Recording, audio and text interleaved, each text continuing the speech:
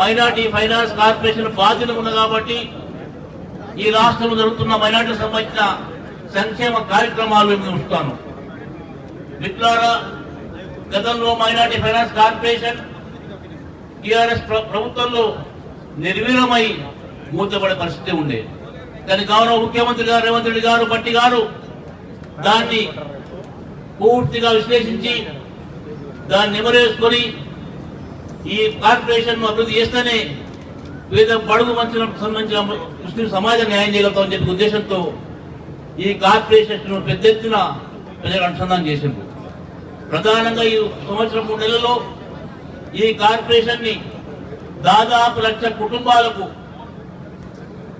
1,00,000 minority కుటుంబాలకు చేతివ్వాలనే ఉద్దేశంతో 43,000 మందికి కుట్టు మిషన్ల పంపిణీ కార్యక్రమము, 50,000 కుటుంబాలకు యువకులకు ఉపాధి కల్పన కొరకు రాజు యువశక్తి కార్యక్రమము, దాంతో పాటు 5,000 మంది వితంతులకు, డైవర్స్ ఉమెన్స్ కు, సింగిల్ ఉమెన్ కు 50 రూపాయలు ఏకంగా ఇచ్చి చిన్న కారుబాటు ఇవ్వడానికి 25 కోట్ల రూపాయలు కేటాయించి ఆ కార్యక్రమం.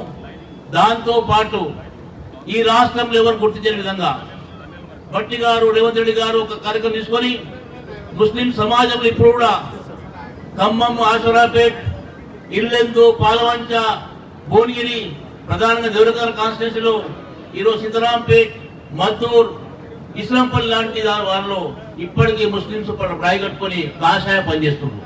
వాళ్ళందరినీ గుర్తించి ఫైనాన్స్ కార్పొరేషన్ ద్వారా ప్రతి ఒక్కరికి ఒక్కొక్క 1,00,000 రూపాయలు సాయం చేసి ఆ కుటుంబాలు గుర్తించి వాళ్ళకి అర్థం చేసే కార్యక్రమంలో చేస్తున్నాము. దాంతో పాటు ఇవి కాకుండా దాదాపు 6,000 మంది యువతులకు స్కిల్ డెవలప్మెంట్ ట్రైనింగ్ ఇచ్చి వాళ్ళకి స్వయం ఉపాధి కల్పన చేస్తున్నారు. అంటే రాష్ట్ర ప్రభుత్వం ఏర్పడిన తర్వాత గతంలో ఎప్పుడైన విధంగా ఈ రాష్ట్రంలో మొదటిసారి 3,500 కోట్ల రూపాయలు మైనార్టీ ఫైనాన్స్ కు ఈరోజు మైనార్టీ వెల్ఫేర్ కేటాయించి పెద్ద ఎత్తున కార్యక్రమం చేస్తున్నారు. దాంట్లో భాగంగానే ఈరోజు ఉప ముఖ్యమంత్రి చేతుల మీదుగా దేవరకద్ర కాన్స్టిట్యూన్సీకి సంబంధించి మైనార్టీ మహిళలకు 200 కుట్టు మిషన్లు పంపిణీ చేసే కార్యక్రమం కూడా ఇక్కడ లాంఛనంగా ప్రారంభిస్తున్నాము. ఇదే కాకుండా యావత్ తెలంగాణలో 43,000 మందికి ఈరోజు పంపిణీ చేసే కార్యక్రమం చేస్తున్నాము. అంటే దాదాపు తెలంగాణ రాష్ట్రంలో 1,00,000 మంది మైనార్టీ కుటుంబాలకు ఈ సంవత్సరం వాళ్ళకు ఆర్థిక సాయాన్ని ముందుకు తెలియజేసుకుంటాము.